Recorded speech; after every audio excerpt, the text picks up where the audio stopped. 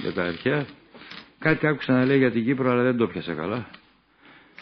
Και τώρα να πάμε στον κύριο Μάτι, ο οποίος με ένα ύφος περισπούδαστο μόνιμα προσπαθεί να βρει σκάνδαλα εκεί που δεν υπάρχουν. Προχθές το απόγευμα, κύριε Μάτι, ήταν εδώ, έγινε το μεσημέρι το Σάββατο, είχε μια εκδήλωση με τα σχολεία και το 2014. Και εκεί ευχαρίστησα τον Πάπη τον Παπαϊωάννου, ο οποίος έχει ξεκινήσει ουσιαστικά μαζί με τη Μαρία, έχουν ξεκινήσει την ιστορία του 2014. Τον ευχαρίστησα για τη δουλειά που έχει κάνει ο συντονιστής και απλώς ανακοίνωσα το ότι από τώρα και στο εξής, και το τώρα δεν είναι από σήμερα, βρίσκεται σε εξέλιξη όλη η διαδικασία της αναδιάρθρωσης, αναδιοργάνωσης του οργανογράμματος του 2014, γιατί συναντήσαμε διάφορα προβληματάκια τα οποία πρέπει να διορθωθούν. Ο κύριος Παπαϊωάννου παραμένει στο 2014 ως σύμβουλος.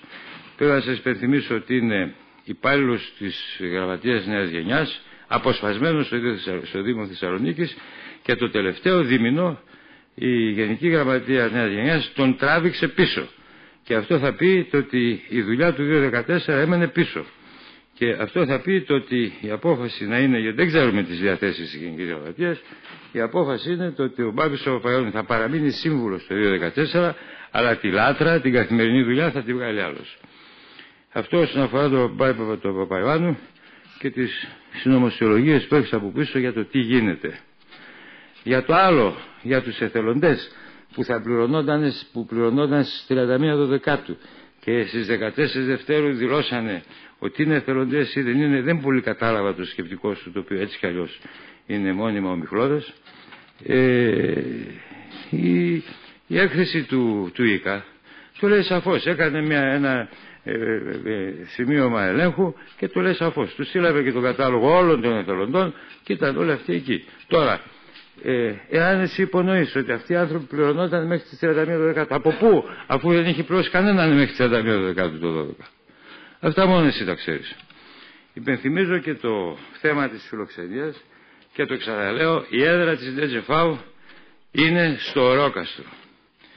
Γράφτηκε το τέτοιο ότι είναι το γραφείο των δημάρχων στην είσοδο του 2014, διότι όπως πιθανόν να ξέρεις, αν έχεις πάει προς τα εκεί ποτέ, θες πηξίδα για να πας να βρεις το χώρο αυτόν, και επιπλέον ξέρεις, φαντάζομαι, ή και αν δεν ξέρεις θα το έχεις ακούσει, το πληθωρικό και έτσι λαζαντιάρικο ύφος του Φούχτελ. Αλλά είδες ότι και πάρα πολύ καλά μέσα γράφει ότι φιλοξενείται. Αυτό θα πει ότι το γραφείο δημάρχων δεν έχει έδρα το Μέγαρο Μακρύδη. Αν είχε έδρα το Μέγαρο Μακρύδη θα είχε περάσει από όλη τη διαδικασία και δεν θα ήταν δωρεάν, θα ήταν με παραχώρηση, με αντίτιμο. Εκτός και αν συμφωνούσαμε με τους Γερμανούς ότι κοίταξε, εμείς πληρώνουμε αυτά και αυτά και αυτά και εσείς πληρώνετε εκείνα και εκείνα και εκείνα, και πάει λέγοντας, και έτσι έχουμε. Αλλά επαναλαμβάνω, το Μέγαρο Μακρύδη δεν είναι έδρα του γραφείου δημάρχων, είναι φιλοξενείται κατά περίπτωση αυτού. Και θα σου πω και κάτι άλλο, μια και γελάς έτσι. Η ΔΕΤΖΕΦΑΟ έχει ανοίξει δύο τεράστια κεφάλαια. Ένα από αυτά είναι η κοινωνία των πολιτών και ένα δεύτερο είναι η κοινωνική οικονομία. Αυτά είναι δύο πολύ μεγάλα κεφάλαια, αν έχεις ακούσει ποτέ για αυτά, τα οποία τα σκάλισε πρώτη η ελληνογερμανική συνεργασία. Η ιστορία αυτή της 5 Δεκάτου που είπες, πότε είπες, ναι, το Let's Move to the Market, ήταν ουσιαστικά μια πρώτη ενημέρωση για το τι εστί κοινωνική οικονομία. Σύμφωνοι.